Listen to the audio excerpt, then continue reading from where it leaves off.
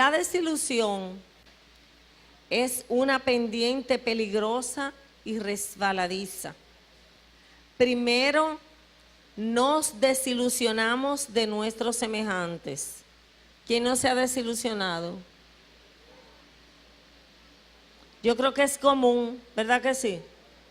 Todos nos hemos desilusionado. Luego pasamos al escepticismo. Antes de no mucho tiempo, no confiamos en nadie, ni siquiera en Dios. Nos hemos endurecido. Se han aprovechado de nosotros. Hemos sido maltratados. Yo nunca he conocido a una persona desilusionada de la humanidad que no se haya desilusionado también de Dios. Aunque muchos digan que no, es así. Aunque sea le decimos, ¿y por qué, Señor? ¿Y por qué a mí? ¿Y por qué tengo que ser yo? ¿Y por qué me pasó así? Las dos cosas van de la mano. En un contexto así, el cinismo se esparce con rapidez. La causa de la desilusión y su cura se pueden expresar con las mismas sencillas palabras. La causa de la desilusión es poner, oigan, la causa de la desilusión es poner toda nuestra esperanza y confianza en las personas. Por eso es que nos desilusionamos, porque ponemos la confianza en las personas. El poner a la gente en un pedestal. El centrar nuestra atención en ella. El encontrar nuestra seguridad en ella. Al estar tan horizontalmente apegado a otra persona, esta toma el lugar de Dios. Y hasta se convierte esa persona en nuestro Dios. Toda su esperanza puede descansar en una persona. Puede ser su hijo, o su padre, o su madre. Puede ser en un socio, en un amigo, en un pastor o en su cónyuge. Y cuando los pies de barro se desmoronan, y seguro que lo harán, la desilusión total se apodera de nosotros. ¿Cuál es la cura? Poner toda nuestra esperanza y confianza en el Dios viviente. Cuando hacemos esto, los mensajes más sencillos que vienen de Dios calman nuestro espíritu. ¿Es así o no es así? Calman nuestro espíritu. Christian Reger es un hombre que hizo eso. Pasó 4 años en Dachau como pionero de los nazis de 1941 a 1945. ¿Cuál fue su delito? Ser miembro de la iglesia cristiana de Alemania, que se opuso a los nazis en las décadas de 1930 y 1940. Martin Niemöller, como Dietrich Bonhoeffer, fueron pastores de esa iglesia. Toda la iglesia se levantó en defensa de la verdad, pero Christian Reger fue entregado a los nazis por el organista de su iglesia local. ¿Por quién fue entregado a los nazis? Por el organista de su iglesia local. ¡Qué decepción!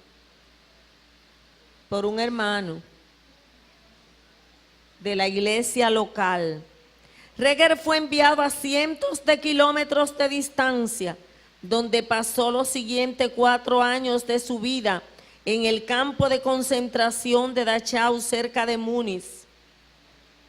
Cuentan la historia de ese hombre en su libro, ¿Dónde está Dios cuando sufre?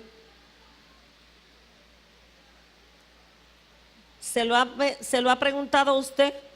¿Dónde está Dios cuando sufrimos? Si usted se lo pide, Christian Regel le contará historia de terror, pero nunca se detendrá allí. También le hablará de su fe, de cómo fue visitado en Dachau por un Dios que ama. Le dijeron que un hombre puede sufrir la tortura si sabe el porqué de su vida, dijo Regel. Pero aquí en Dachau yo aprendí algo mucho más grande. Aprendí a conocer al quien de mi vida.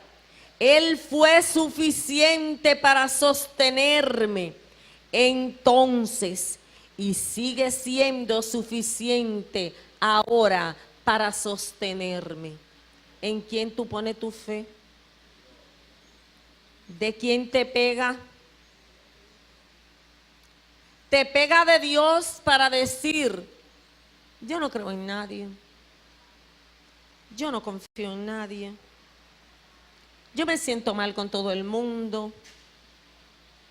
Así va a cargar con amargura, así no está libre. Es que no te pegue de nadie, que te pegue de Dios. Es que no confíe en nadie, que te pegue de Dios. Pero no maltratar a la gente ni sentirte mal con la gente.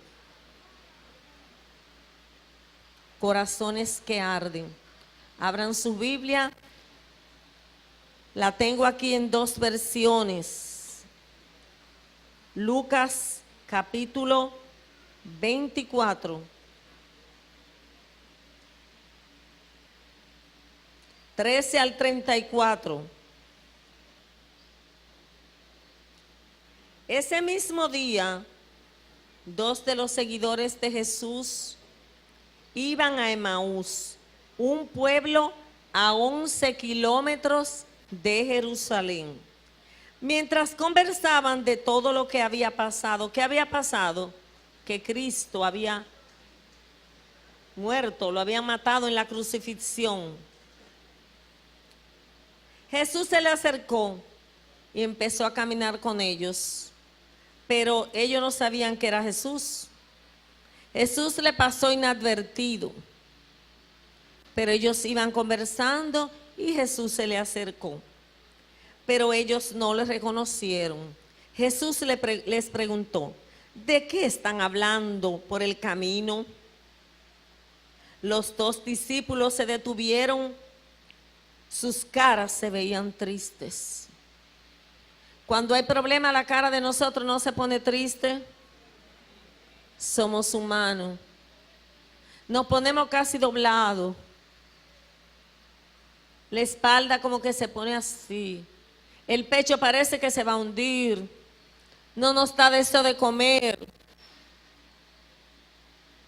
La tristeza nos agobia.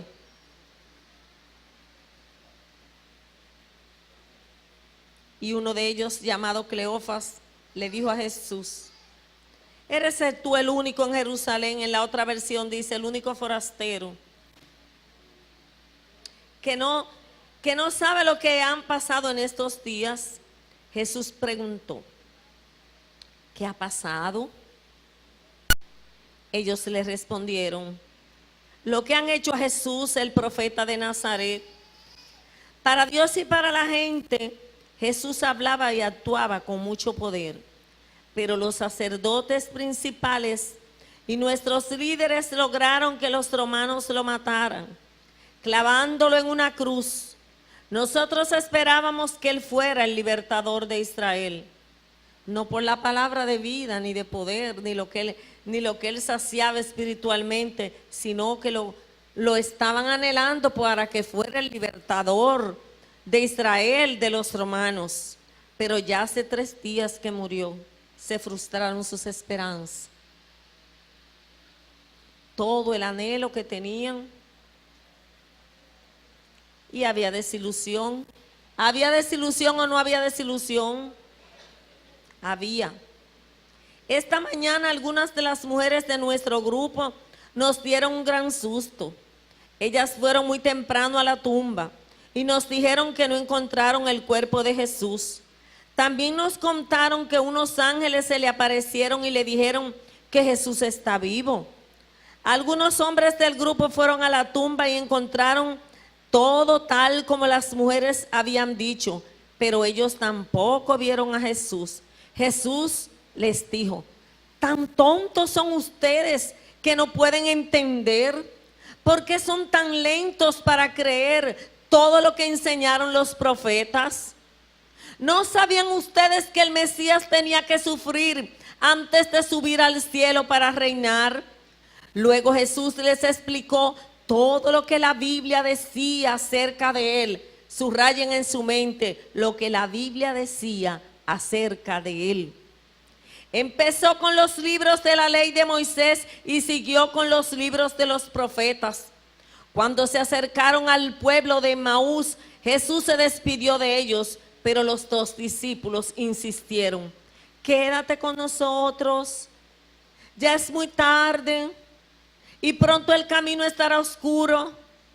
Jesús se fue a la casa con ellos. Cuando se sentaron a comer, Jesús tomó el pan y dio gracias a Dios. No era una santa cena. Lo partió y se lo dio a ellos. Entonces los discípulos pudieron reconocerlo. Ahí sí se dieron cuenta que era él. ¿Cuántas veces Jesús pasa desapercibido en nuestras vidas? ¿Cuántas veces no le tomamos en cuenta? ¿Cuántas veces no sabemos que lo que está pasando es porque Él está ahí? ¿Cuántas veces no sabemos que es su voluntad la que está reinando en el proceso? Pero Jesús se desapareció. Y los dos se dijeron: no es verdad que cuando Él nos hablaba en el camino y nos explicaba la Biblia, sentíamos como un fuego que ardía en nuestros corazones. En ese mismo momento regresaron a Jerusalén. Allí se encontraron reunidos los 11 apóstoles junto con los otros miembros del grupo. Los que estaban allí les dijeron: Jesús resucitó, se le apareció a Pedro.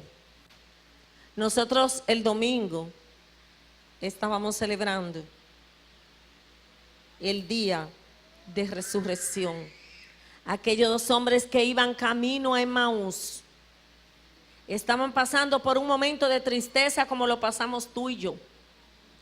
Y que cuando estamos contentitos y alegres, no nos imaginamos cómo nos vamos a poner cuando llega el momento tan triste. Pero de que llegan, llegan. De que hay que enfrentarlos, hay que enfrentarlos. Sea lo que sea. Pero hay que enfrentarlo. ¿O no podemos mandar a correr? Mientras estemos vivos, tenemos que enfrentarlo. El mundo está lleno de tristeza, de enfermedades, de dolores, de desahucios, de tristezas, de amarguras, de penas, de desilusiones, de traiciones, de enfermedades, que es una de las cosas que yo particularmente me conmueven y que más me duelen. Gente con toda su vida que pensábamos que iban a vivir unos años más y se tuvieron que ir. Dios sabe todas las cosas.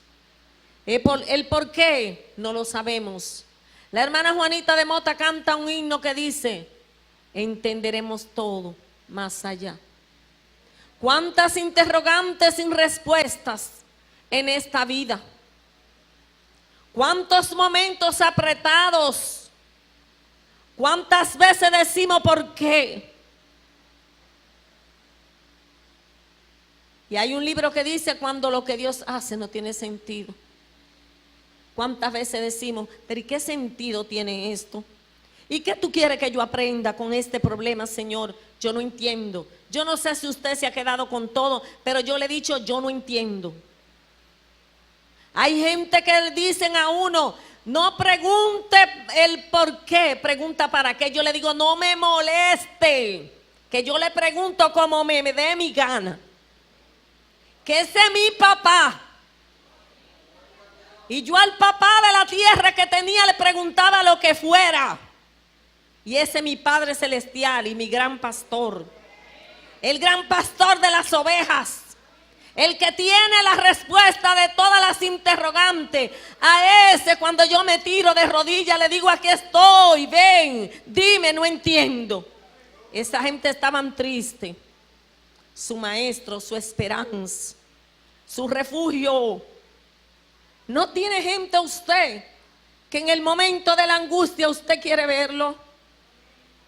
¿No tiene usted persona que cuando tiene un momento duro dice, ay, si yo lo tuviera a mi lado? Ay, si para este momento yo lo tuviera, que me sentiría confortada. Pero cuántos momentos que hay que enfrentarlo con el Padre de allá arriba, con el Rey, con el poderoso, con nuestro Dios. Ellos iban caminando a Emmaús, que era 11 kilómetros, que ellos iban caminando. Se encuentran para ellos con un hombre común y corriente. Pero ellos no se estaban encontrando con el hombre común y corriente.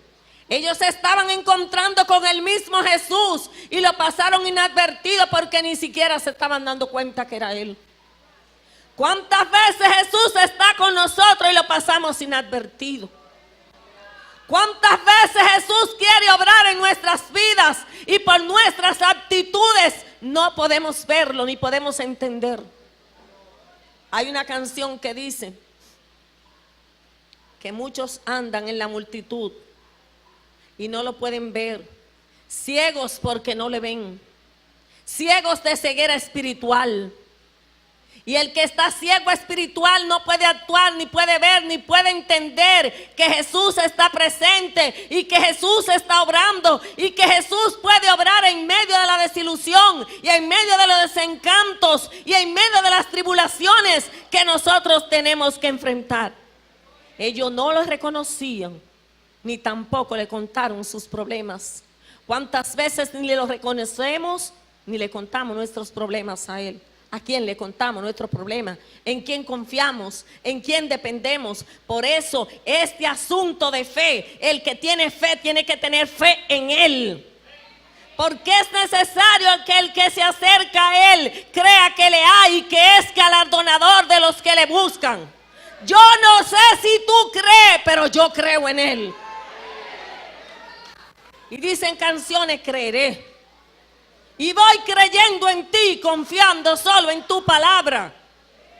Creyendo en ti porque tú peleas mi batalla. Pero porque creamos, no es que no nos desalentamos. Somos humanos, nos desalentamos.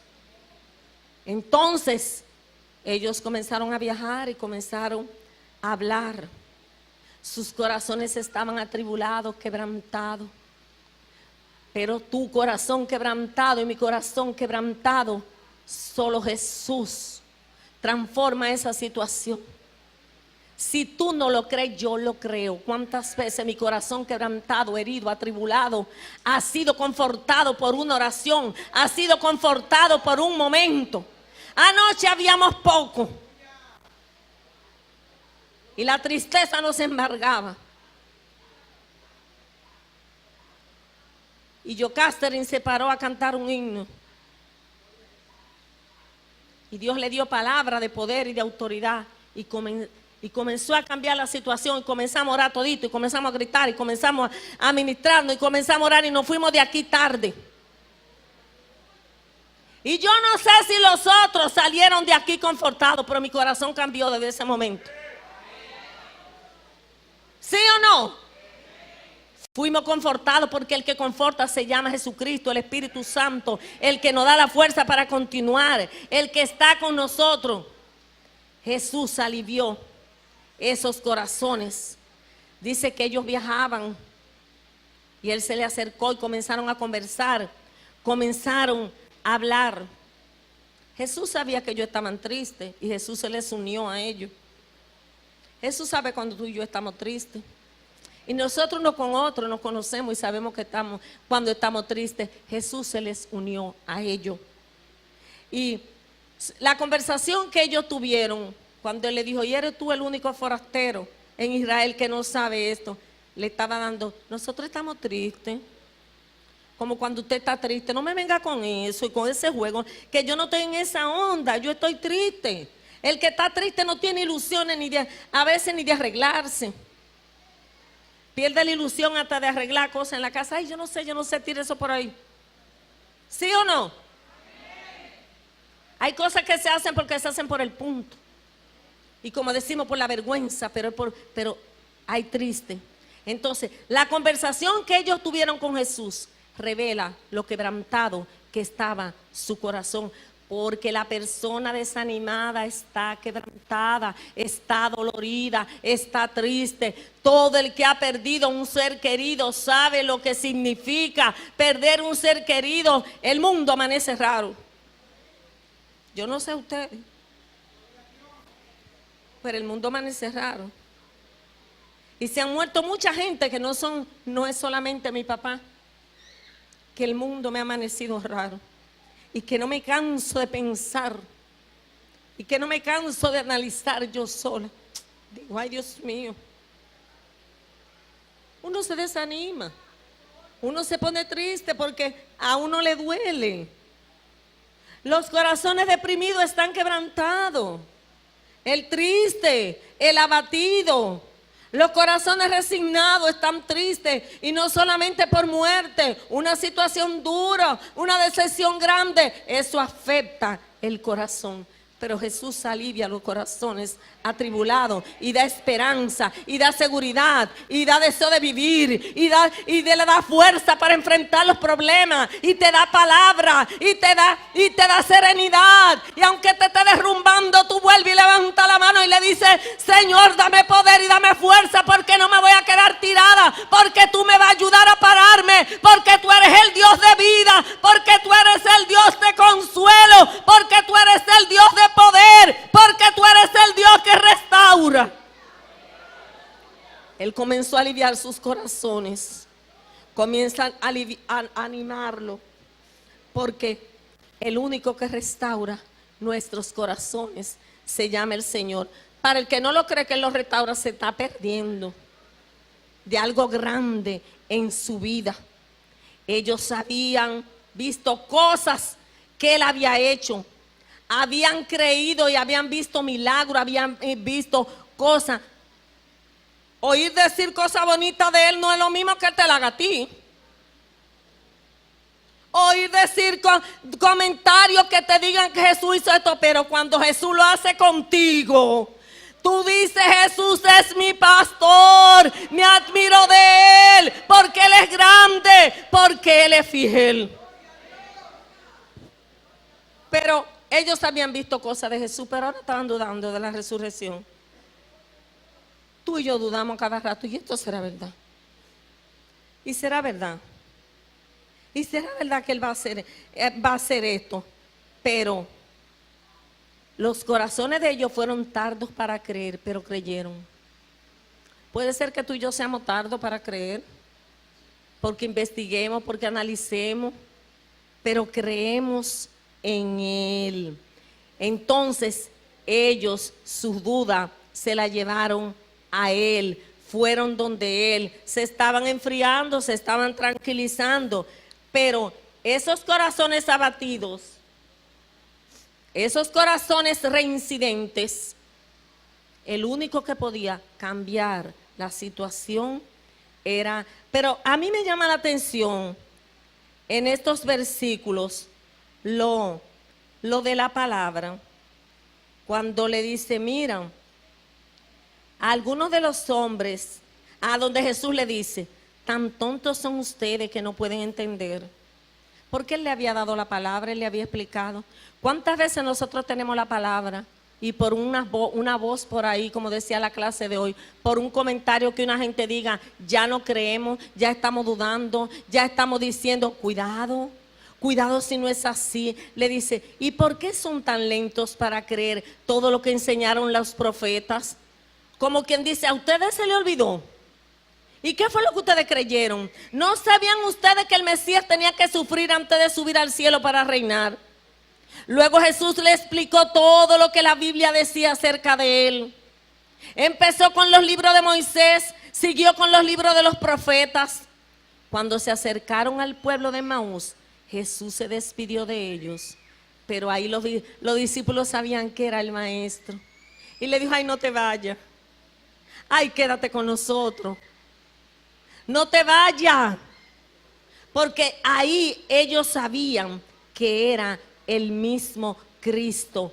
¿Usted sabía que cuando usted aplica la Biblia restaura su fe? La Biblia es la palabra, la palabra, la palabra. Aunque la gente diga lo que diga. Ay, los protestantes solo es la palabra. Pero es que es la palabra. La Biblia nos habla de Dios como canta Idalisa.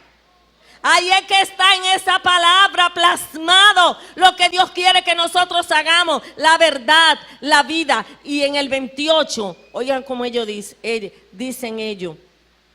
Y no ardía nuestro corazón. O sea, la palabra que Jesús le hablaba, ardía en su corazón. ¿Arde la palabra de Dios en tu vida? ¿Te da vida esa palabra? ¿Te da consuelo? ¿Llena tus necesidades? ¿Satisface la palabra tu alma? Dice, cuando él abrió las escrituras, y ahí sus ojos fueron abiertos, y ahí ellos reconocieron, pero mira, no es un forastero, ¿no? No es un forastero el que vino con nosotros, Jesús, el Hijo de Dios. Entonces hubo comunión con Él, porque ellos estaban mirando que era el propio Jesús el que estaba con ellos. Entonces ellos cambiaron de dirección. Ellos no se iban a quedar desalentados. Ellos sabían que el hombre que había muerto, el Jesús que había muerto y que había venido para dar vida y vida en abundancia, había muerto pero había resucitado. No se quedó en la tumba y ellos cambiaron de dirección. ¿Y qué fue lo que ellos hicieron? Buscar a otro cristiano para reunirse con ellos, para decirles, resucitó como lo dijeron los profetas, resucitó como había sido profetizado. Entonces ellos fueron una bendición para otros, para contarle lo que ese Cristo hacía en nuestras vidas. Nosotros tenemos que cimentarnos de Él para que esa palabra arda en los corazones de la gente que no lo tiene. Estamos viviendo un tiempo de escepticismo, estamos viviendo un tiempo de duda, estamos viviendo un tiempo de desolación. Se necesitan gente firme, se necesitan gente de fe, gente anclado, gente confiado en las promesas de Dios, gente que viva en el Evangelio, gente que proclamen a Cristo y que vivan la palabra, que haga arder esa palabra en los corazones. ¿Cómo es tu fe? ¿Es una fe que tambalea? Tú te puedes poner triste y yo también, pero nuestra fe nunca debe tambalear. Cada vez que voy donde el hermano Bobito le digo, repita estas palabras, diga yo soy de Cristo. Porque eso es lo que nos garantiza esa fe en Él y saber que le pertenecemos a un Cristo vivo, a un Cristo de poder que está con nosotros, que a veces parece como que no está, a veces le pasamos desapercibido, a veces nos parece, hoy ¿dónde está Él? Usted no se ha ido un momento y ha dicho, ¿y qué tú vas a hacer, Señor? ¿Y qué yo voy a hablar? ¿Y qué yo voy a decir en esta situación? ¿Y qué va a pasar? Pero Él está ahí. Él está ahí. Él está con nosotros. Él está con su pueblo. Él está con su iglesia. Ni las puertas del Hades prevalecerán contra la iglesia. La Biblia lo que dice: en el mundo tendréis aflicciones, pero confiad que yo he vencido al mundo. Actívese, que hay muchas cosas por ver. Ayer me enseñó un joven en el instituto bíblico en un iPad. ¿Cuántos cristianos ahora en estos días quemados? ¿Quemados por qué? Por su fe. ¿y si nos toca a nosotros? ¿Niega a Cristo o acepta que te quemen? Esos que se dejaron quemar sabían en lo que estaban. Porque el que no sabe en lo que está, no le va a decir, hagan lo que ustedes quieran, pero yo soy de Cristo. Hagan lo que ustedes quieran, pero yo les sirvo a Cristo. Eso no lo va a hacer todo el mundo. Hay que estar claro. Hay que estar claro. Que la ciencia, sí, la ciencia es lo mejor humanamente hablando que hemos podido tener en esta tierra. Pero hay cosas que la ciencia todavía no lo ha podido explicar. No lo ha podido demostrar. Todavía hay muchas cosas de la ciencia que son teorías.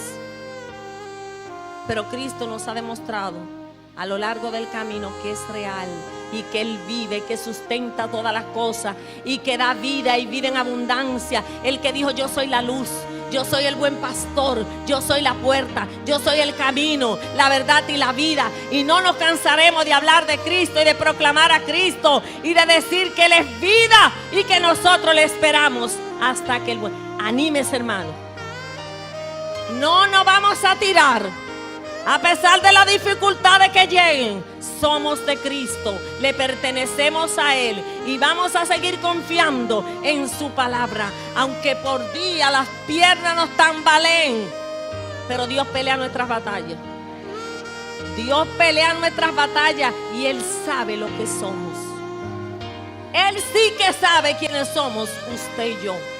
Ojalá que esa palabra arda en nuestros corazones para que nosotros podamos vivirla, atesorarla, compartirla con tanta gente que necesitan palabras de vida, palabras de vida, palabra de vida, palabra fresca, comida, como hablaba la clase de hoy. Comida fresca. El mundo tiene necesidad de palabra fresca, palabra de poder que llenen el alma, el espíritu, para poder continuar la jornada.